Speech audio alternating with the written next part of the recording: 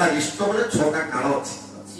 ସେ ଛଅଟା କାଳ କିଏ ନା ରାହୁ ବସନ୍ତି ଅଙ୍ଗୁଷ୍ଠିଆ, ବୃଦ୍ଧାଙ୍ଗୁଠିରେ ରହନ୍ତି ରାହୁ, କେତୁକା କେତୁ ରହନ୍ତି ତର୍ଜନୀ, ଅଧେ ଶନିଶ୍ଚର ଶନି ରହନ୍ତି ମଧ୍ୟମାରେ, ମହାମାୟା ଅନାମିକା, କନିଷ୍ଠା ଖର୍ପଧାରୀ, ଅଷ୍ଟମ ଯେତୁ ନରକ, ବ୍ରାହ୍ମଣ ଦକ୍ଷିଣାନ୍ତରେ।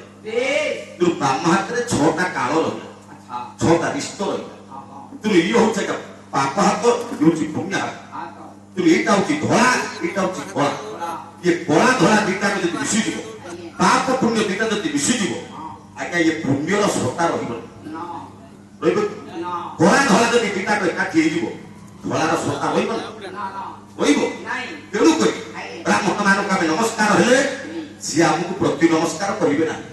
ଆମ ଶାସ୍ତ୍ର କହେ ଯୋ ବିପ୍ର ହସ୍ତେ କଲ୍ୟାଣ ବାଂଶୋଷୀ, ସେ ବିପ୍ର ନରକେ ଜାନନ୍ତି ଯଜମାନ କୁଳକ୍ଷୟ।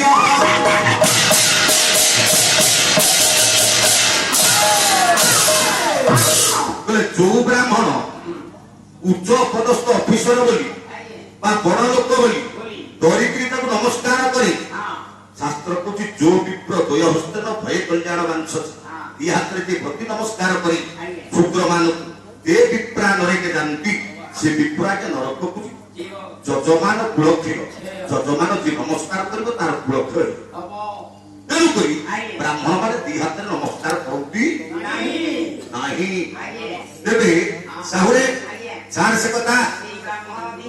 ତେଣୁ ଚାରି ଜଣକୁ ଦ୍ୱିଜ କହନ୍ତୁ। ପ୍ରଥମ ଦ୍ୱିଜ ହେଲା ଆଜ୍ଞା ବ୍ରାହ୍ମଣ, ଆଉ ଦ୍ୱିତୀୟ ଦ୍ୱିଜ କିଏ ଭାଇ? ପକ୍ଷୀ। ପକ୍ଷୀକି ଦ୍ୱିଜ କହନ୍ତୁ, କାହିଁକି ନା ପକ୍ଷୀ ପ୍ରଥମେ ଅଣ୍ଡାରୁ ଛୁଆ, ସିଏ ହେଲା ଦ୍ୱିଥର ଜନ୍ମ, ପକ୍ଷୀ ହେଲା ଦ୍ୱିଜ, ଦିଟା ଦ୍ୱିଜ ଗଲା। ତୃତୀୟ ଦ୍ୱିଜ କିଏ? ତୃତୀୟ ଦ୍ୱିଜ ହଉଛି ଆପଣମାନଙ୍କର ଦାନ୍ତ। ଆପଣ ମାନଙ୍କର ଦାନ୍ତକୁ ଦ୍ୱିଜ କହନ୍ତୁ। ଦାନ୍ତ କାହିଁକି ଦ୍ୱିଜ? ନା ପ୍ରଥମେ ଦୁଧଖିଆ ଦାନ୍ତ, ତାପରେ ପୂର୍ଣ୍ଣାଙ୍ଗ ଦାନ୍ତ। ଦାନ୍ତ ହଉଛି ଦ୍ୱିଜ। ତିନି ଗଲା। ଚାରିରେ ଦ୍ୱିଜ କିଏ? ନା ଚତୁର୍ଥ ଦ୍ୱିଜ ହଉଛି ଚନ୍ଦ୍ର। ଚନ୍ଦ୍ର ସାଢେ ଦିଥର ଜନ୍ମ।